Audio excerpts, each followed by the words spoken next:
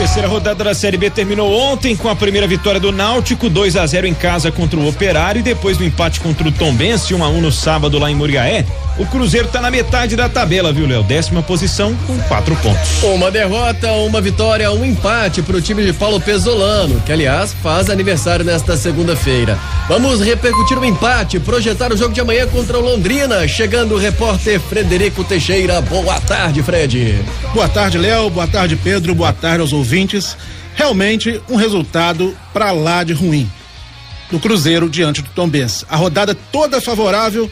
Se o Cruzeiro vencesse, pularia para a vice-liderança da Série B do Brasileiro e não conseguiu fazer valer essa primeira chance de estar no G4 da Série B. A gente tem que lembrar que desde o Cruzeiro foi rebaixado, nunca chegou a ocupar sequer o G4. O empate veio, acabou estacionando na 10ª colocação, está ainda próximo do G4, um pontinho só de diferença, mas é aquela coisa, não pode deixar os times que estão lá em cima se distanciarem.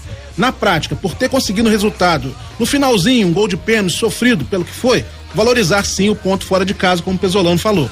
Mas na real, olhando a classificação, foi um resultado ruim do Cruzeiro e que deixou no ar muitas deficiências que essa equipe vem apresentando nos últimos jogos. Eu acho que além do resultado, né, para além do resultado, o desempenho é o que mais assusta nesse momento, né? Porque a gente já tinha falado de um jogo cheio de desfalques na terça-feira lá em Belém.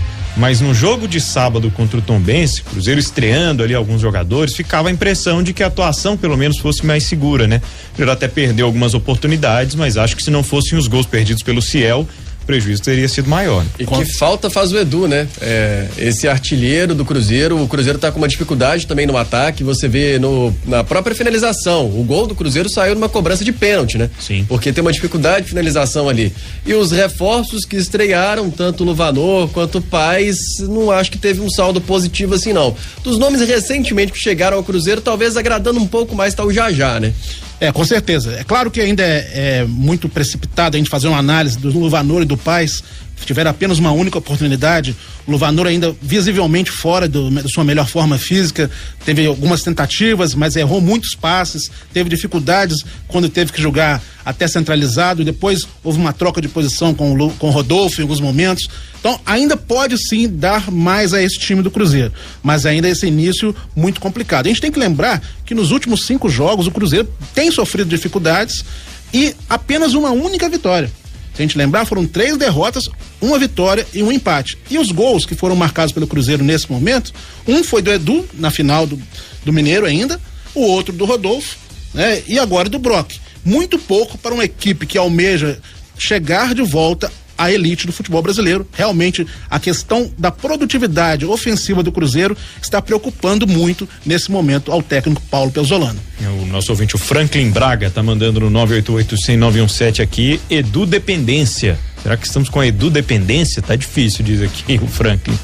Acredito que tá com um problema também um pouquinho na armação, né? Pelo menos no jogo contra o Tombense ficou um pouco nítido isso, no jogo específico, não sei se é um problema específico ou crônico do Cruzeiro, mas a armação também deixou a desejar, né? Eu penso que não é um problema específico, não. O Cruzeiro tem grande dificuldade de armar jogadas e isso já vem desde o campeonato estadual. A gente pensa que talvez o melhor jogador no momento no meio campo está fora por causa da contusão do Canezinho. O João Paulo, nos momentos que ele teve de alguns lampejos, mostrou que poderia ser esse jogador, mas ainda não comprovou isso com grandes atuações, uma sequência de grandes atuações. Falta um jogador que crie mais essas jogadas, que a bola passe no pé, que carimba essa bola para os atacantes. O Daniel Júnior, em alguns momentos, já foi utilizado nessa função, talvez seria até uma oportunidade de tentar dar mais minutos para ele em campo. Eu penso dessa forma. O João Paulo ainda está deixando a desejar nesse aspecto. Agora é do Dependência e Vitor Roque também dependência, né? Acho que do esquema inicial do Pezzolano eram 2 jogadores fundamentais, um lesionado e o outro se despediu. Mas tem que pensar o seguinte, né, gente? É do Dependência. O cara tem 11 gols na temporada. Você não pode abrir mão de um camarada que tem 11 gols na temporada. Se o time vai jogar em prol dele, que seja. Que Edu faça 25 gols na temporada, que o time seja dependente dele. Claro que tem que ter alternativas para quando ele não puder jogar. O Rodolfo, penso que pode vir fazer esse papel, jogando centralizado. Mas temos que lembrar, gente, o Cruzeiro está remontando a equipe com a Série B em andamento. Saíram 8 jogadores, chegaram outros 8. Então o Pezzolano está refazendo a equipe com carro em movimento. É muito mais difícil você remontar uma equipe dessa forma. E antes da gente falar da sequência, né, vamos ouvir o Pesolano, o treinador, explicando a dificuldade que o Cruzeiro tem tido, justamente o que a gente está explicando e tentando entender aqui ao mesmo tempo, sobre a criação das jogadas e a conclusão dela. Não, vai evoluindo. A ver, todos os equipos veem já como joga você, então já tem outra marca, digamos, van a marcar diferente, fecha mais os espaços para nós. Então já viram muito jogo de estadual, então isso suma para o rival também, então nós temos que melhorar para ocupar melhor os espaços que ocupamos no estadual. Ninguém sabia como vamos jogar, então ocupamos melhor. Hoje os espaços são mais pequenos, então você tem que resolver mais rápido, né? Aí está a diferença. Depois, para todos os equipos do mundo, é muito difícil atacar em bloco alto. E nós tentamos fazer isso desde o minuto zero. Imponer que llegó Cruzeiro a cualquier campo, imponer el juego, que es lo más importante para nós.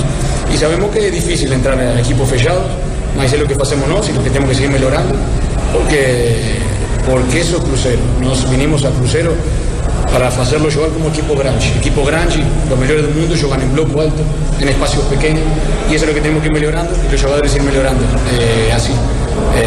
Porque yo acho que es lo mejor, yo acho que Cruzeiro se gana un respeto más grande dentro del campo.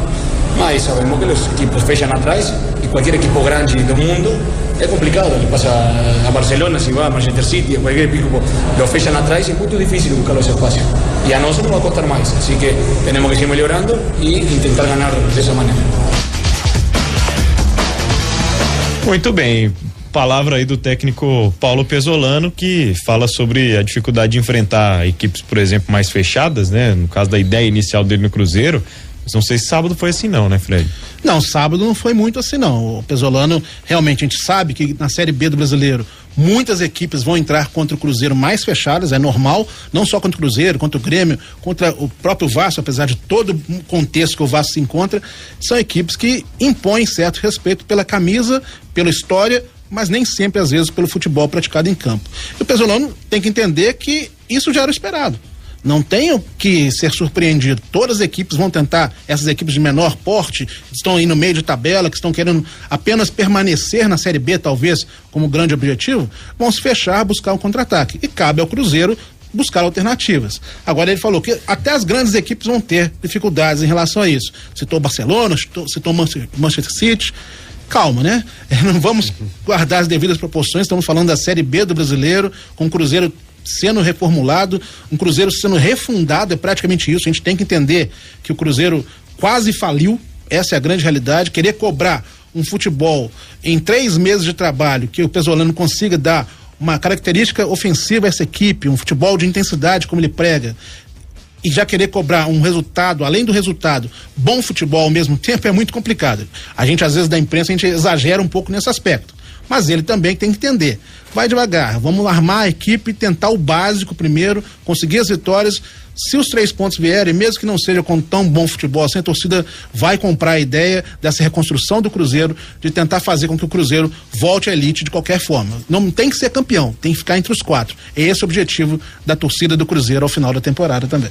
Fala pra gente então, Fred, desse possível presente aí que o Pesolano pode ganhar pro jogo de amanhã. E que presente, né, Pedro? O Edu voltou a treinar hoje com bola com os companheiros na Toca da Raposa. O Edu ficou fora dos 2 últimos jogos e o Cruzeiro ressentiu muito da ausência dele. A bola criava-se alternativas, criava-se jogadas, a bola passava na área, faltava aquele homem, aquele finalizador ali que é o Edu. Não tem como a gente falar no momento do Cruzeiro, não tem um jogador à altura com as características iguais a do Edu para substituí-lo, então ele fez muita falta. E hoje ele treinou com os companheiros. Resta saber 2 coisas. Será relacionado? Tenho convicção absoluta de que será. Mas será para ser titular ou apenas para ser usado no decorrer da partida? Quanto tempo ele aguentaria jogar por ter ficado fora esse período do time? Foram apenas 2 jogos, mas o jogador perde um pouco do condicionamento. Então a gente tem que saber em que ponto o Edu será utilizado, se vai para o jogo logo de cara. Eu particularmente gostaria que, se tivesse o Edu em condições, vai para o jogo logo de cara, mesmo que saia no intervalo, que saia depois no início do segundo tempo, eu já mandaria o Edu logo de cara pro jogo. Vamos ver como é que tá a análise aí da própria recuperação da lesão dele, né? Se tá 100% mesmo, e sim, se vale a pena também forçar a barra aí com o Edu, se vai ser forçar a barra ou não, se tá 100%. Vamos acompanhar amanhã contra o Londrina. O Cruzeiro tenta correr contra o tempo para regularizar o atacante Rafael Silva. Veio da China, futebol chinês, pendências burocráticas, está tentando para que ele seja inscrito o mais rápido possível. Dificilmente terá condições ainda para o duelo contra o Londrina nessa terça-feira. Provavelmente só para o duelo do fim de semana com a Chapecoense. E também um registro importante do futebol feminino. As meninas voltaram a vencer 1-0 na Ferroviária fora de casa, e o Cruzeiro, que já esteve lá na zona de rebaixamento, agora já está em 9º lugar, pertinho do G8, que são as 8 vagas que classificam a próxima fase. Cruzeiro reagindo também no Campeonato Brasileiro Feminino de Futebol da Série A1, a elite do futebol feminino brasileiro. Valeu, Fred Teixeira.